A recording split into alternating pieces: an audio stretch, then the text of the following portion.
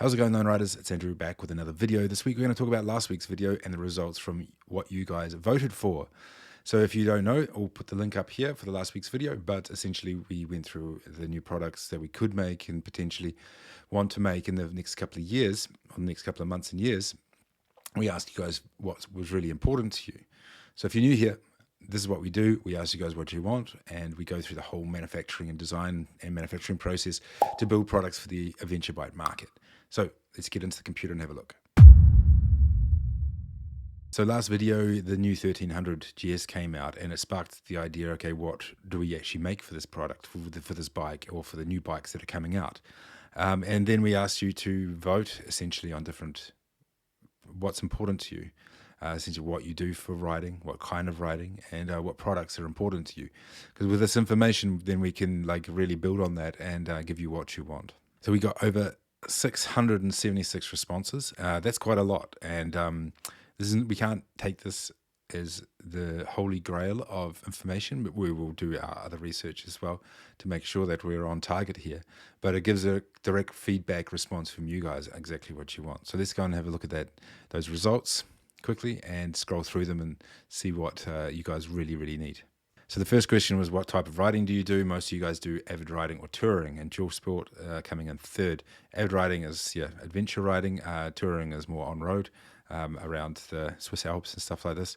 But those are the dominant two. So it's good to remember.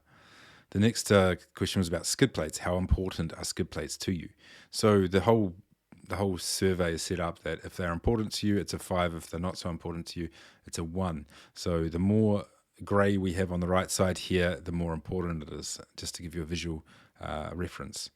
So skid plates are very important. Semi-rigid soft luggage very important, very to mid.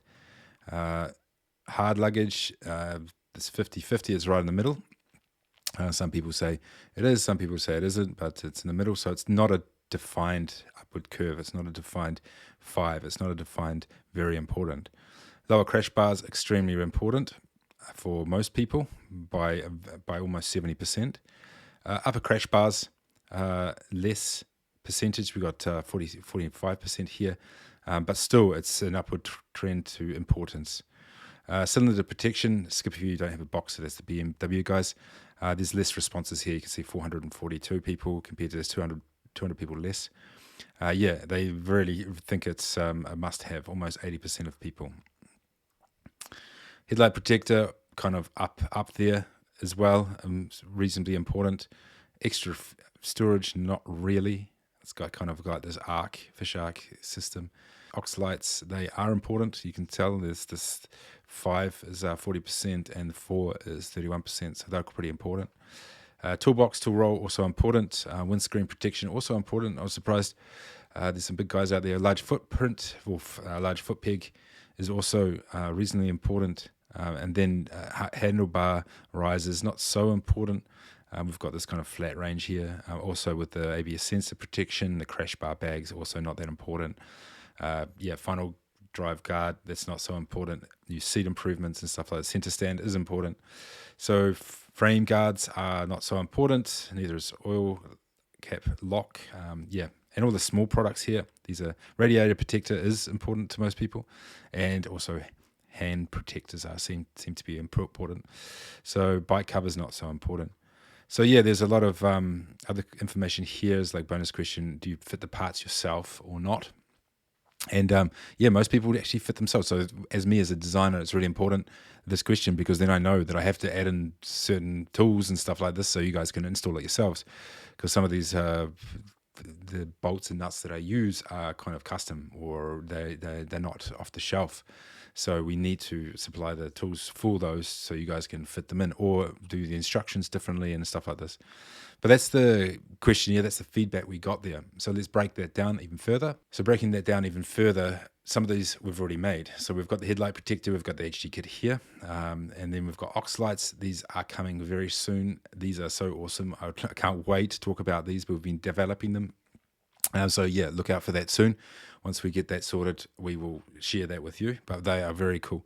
Larger foot pegs, they are also done. So we made MotoPegs. They actually rotate and they have progressive dampening inbuilt in them. And we've got the soft luggage or semi-rigid luggage, which is quite important. So we can remove these from the questionnaire at this stage because we've already produced them. And some of this questionnaire was an older one that I used a few years ago when we didn't have these products. The rest of them, I'm going to remove 2 now because we've got radiator protectors. I've actually designed one already. We just haven't manufactured it. It's pretty cool too. And it's got some interesting use cases that we can, it's better than most of the other products in the market, which is cool just for usability and protection. And then we've got center stand. I'll remove that as well. It's because, you can probably buy that from the manufacturer most of the time. Wind protection and hand guard protectors are also important, but they're plastics, and we're going to look at those separately. They require massive tooling and ergonomics and all this kind of stuff. So we'll remove those and just look at the 4 other main ones. We got skid plates, upper crash bars, and lower crash bars. They are very important. And then for the GS guys, the cylinder protection. So I guess all those 3 go into one unit. So there's no point in building one of these without the others. We want to build this all together. So if you guys wanted this is what we're going to do. We're going to build upper crash bars, lower crash bars, skid plate, and the cylinder protection for the GS guys all together in one kind of family. So each work off each other. They fit nicely together. They're nice and tight to the bike, and it's one uniform synced system. So my experience with this stuff is I drove around Africa. Took over 1.5 years. I took my time, and so I crashed a lot. I crashed all the time. So because there's essentially no roads and it's quite muddy, then you have to change tires around and all this good stuff. But yeah, essentially I went with the stock standard GS stuff, and yeah, I had some issues with it. So for me, and I didn't go with Oxalites either. So yeah, and which were definitely recommended. So yeah, if you look down the bottom corner here, I've got the standard one, which is really tiny. I got dings all through this. I welded this back together. Yeah, I was quite lucky that I didn't do any more like really big damage to the bike. But essentially, I should have taken a bigger, longer skid plate for here. And then also for the crash bars here, these did actually pretty good actually. Like, and I talked to an Italian BMW mechanic. He does GSs most of the time, and I asked him which crash bars are the best, and because he sees quite a few accidents. He's been in the game for 50 years, and he said that these crash bars are the best ones, the OEM ones from BMW. So I was quite surprised about that because I know there's a lot of research put into them from other companies and stuff like that. So I was quite surprised. So also for me, I crashed quite a bit on them, and they were fine. Right, they took a lot of beating, but I still felt quite naked with them because there's a room up the top and there's a room down the bottom that stones can get in there and crack open. There's different environments. This one, like this is quite a deep rut for this big bike, and for example, it touches the side here. In different circumstances. See, also I had this kind of aluminium guard on there. It's absolutely rubbish. I threw that away. It actually cut into my cylinder head. And if you read the packaging that comes with it, it says, it broke when I dropped it on grass one of the first days, and it broke. So I wouldn't recommend that kind of cylinder protection made out of like sheet aluminium or anything like that. It has to kind of like fit the cylinder head really well. And have a layer of rubber to absorb that impact. So that's my experience with kind of crash bars and skid plates. I had a couple of years on the bike, and I destroyed them over and over and over. Plus the enduro riding that I've done. So yeah, I believe it's important. But yeah, let me know what you think. Why you bought it for your bike, or why you didn't buy it for your bike. I'll be interested to know. And so jumping into it, we've got to think about, okay, if we're going to build these skid plates and crash bars, what can we bring to the market that's better? Like, should we just make another crash bar set that's just boring? And this is just not what our company does either. If we're going to bring something to the table, we're going to bring something awesome to the table. And if you look through our other products, it's always something interesting. It's blue ocean. It's unique. It gives a lot of value to the customer. And that's what we do. We focus a lot more on this part of it, and then just instead of, it's easy to make a cheap product that it's easy. That's not the game here. The game here is to make something that's awesome, new, pushing the limits a little bit, and introducing lots of different new concepts or materials or mechanical principles and stuff. That's when we come to just a quick discussion. There's the Newton's third law of motion. So whenever there's a reaction, there's an action, or action is a reaction. So if there's an example here, if you hit the hammer, which is the action, the nail will go down. Okay, so that's the action reaction. Like the Impossible still here, it's just made of loose chains as well. It's like pulley, it's a pulley system.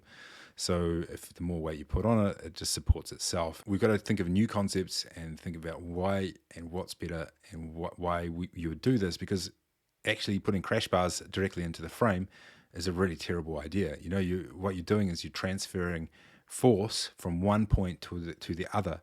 The idea, what would be best, is if to distribute that force across many points for a start, but not only that, absorb that somehow and somewhere. So if you're putting force directly into the subframe, you're going to bend your frame. It's really bad for the bike. Of course, it depends on it depends on what kind of crash you have, if it's a slide or a drop or something like that.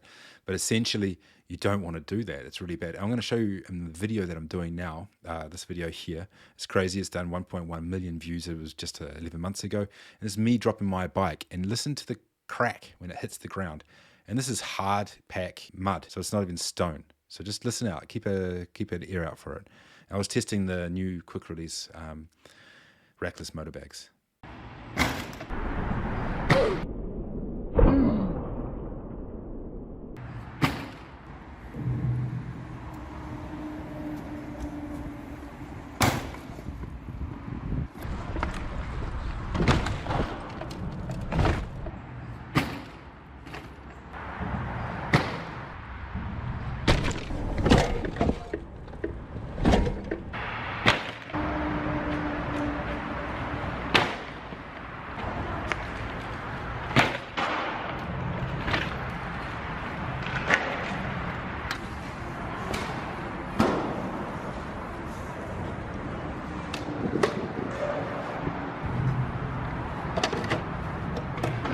So if you notice there, I've actually, since Africa, I've actually put a reinforcement bar between the OEM lower crash bars and the frame.